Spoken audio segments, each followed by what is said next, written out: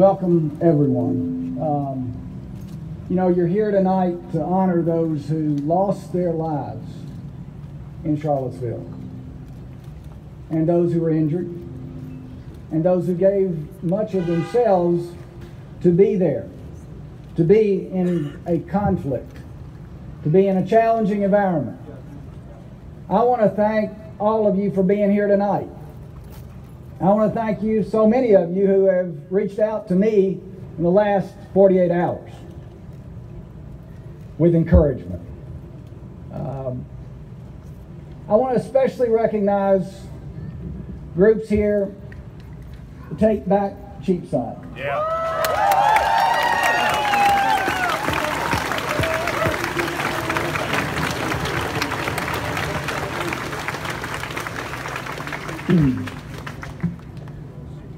DeBron, today, I don't know where you are, but wherever you are, hold your hand up if you're here where I can see you, because you're with me today. And I want to say to all Take Back Cheapside, I've got a bunch of names here. I've got a bunch of names, but if I read them off, and I'm going to forget somebody, and that'll be terrible bad. But it was with your courage, your patience, and your persistence that have led us. I often say that change is better accepted when it's understood. And yes, we have labored for 2 years with the challenging issue of moving and relocating those statues. Almost just now, 48 hours ago, when the conditions emerged in Charlottesville, I recognized that, I wanted to speak out, but I knew too that if I spoke out, I was going to get some questions. Well, Jim Gray, what are you doing in Lexington? And that's when, as a leader, and many of you are in this same role, I've got Council Member Angela Evans and Vice Mayor Steve Kay here tonight. We've got State Representative, State Senator here tonight.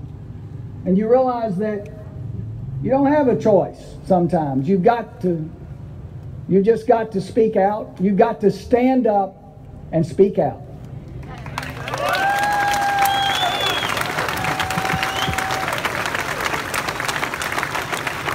And not sit back and relax and be silent. And that's what you all have heard tonight, eloquently from others. Your presence here illustrates that.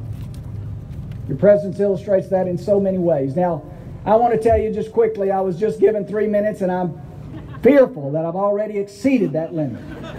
But I think it's valuable and important for those of you as we go through this process. We still must encourage our council to pass a resolution to relocate, to move the statues. And then it's got to go before...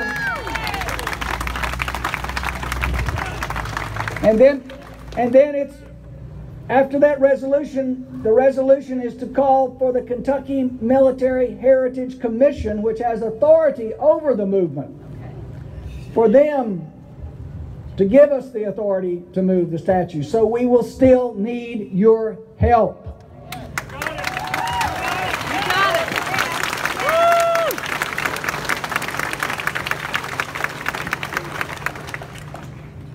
I've been asked a lot of questions from a lot of media outlets in the last 48 hours. And each time I tell the story of the movement myself. I grew up in a family, I'm just going to share this with you all, I hope quickly. I grew up in a family in southern Kentucky, in a small town, where my grandmother would often tell the story of her Civil War ancestors. 3 great uncles, brothers, who fought, 2 on the side of the Union and 1 on the side of the Confederacy. And they fought at the Battle of Shiloh in Mississippi. And we went there as children to visit that site. That was a piece of a history and voices that spoke to me in the last few months. The Take Back Cheapside, the voices of our friends there who spoke to us. And those voices were telling the story of Cheapside, which is a story that I want you all to tell and share with others as we go through this. And I know you won't forget, but that story about, yes, the lawn of that old courthouse, where those statues to Confederate men today stand. Men who fought to preserve slavery. And those statues stand today on the very sacred same ground where men and women and even children were sold into slavery. And so it became not a tough choice for me to say, this is not right.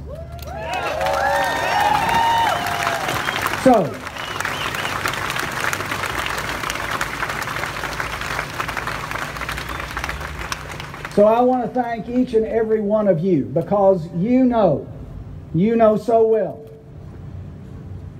that bigotry and prejudice and discrimination anywhere is a threat to liberty and justice and freedom everywhere.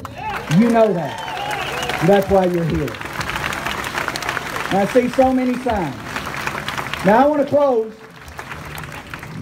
close in recognizing what I often refer to and others often refer to as Lexington's finest, our public safety officers, our police officers who are here across this room.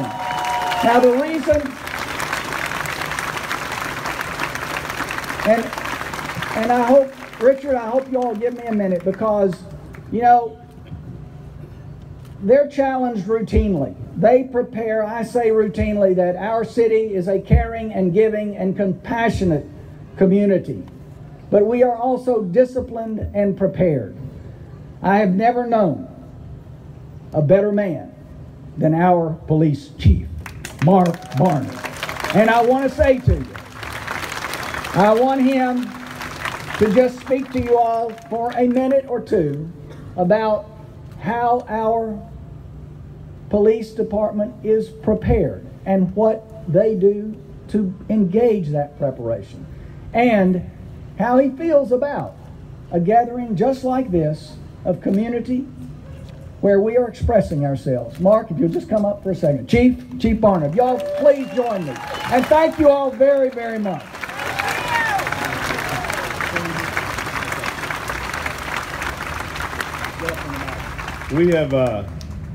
We've been here before. In the past two and a half years, we've been on this courthouse square. And so many people here today I've seen over the past 2.5 years. And that's the great thing about Lexington. When the mayor made this decision, as he often does, he contacts and we talk about it, we go through it. Are we prepared? How will this affect all of Lexington? Are we prepared in public safety? And my answer is, he challenges every day.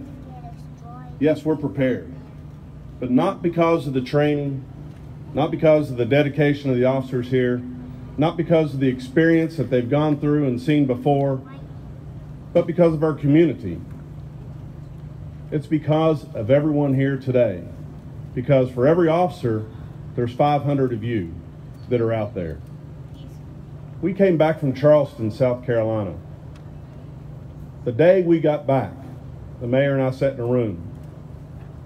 We talked about how they faced that tragedy, how they overcame that.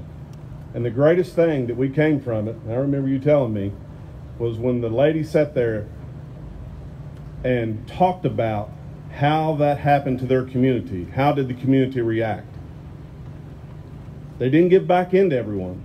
They sang hymnals, they sang songs, they did peaceful marches, they joined arm in arm, and they ignored them. And they pushed everyone out of Charleston. The day that they had to sit in court and face the monster that murdered everyone. And I said it. I don't know if I could have done it. They stood up and looked at him and said, "We forgive you." And I don't know if I had that in my heart. But I know every time I've been here at this courthouse square, you all are opening our eyes every day to about what we can accomplish. He challenges us every week. to be better, be prepared, and you all challenge us every day to live up to the expectations. We don't do it alone. We thank you. Look in this crowd right now. You don't see officers anywhere else except on the outside, looking in, making sure you're safe being here. They are your officers. We are your agency. Thank you all so much. Thank you all. Thank you all so much.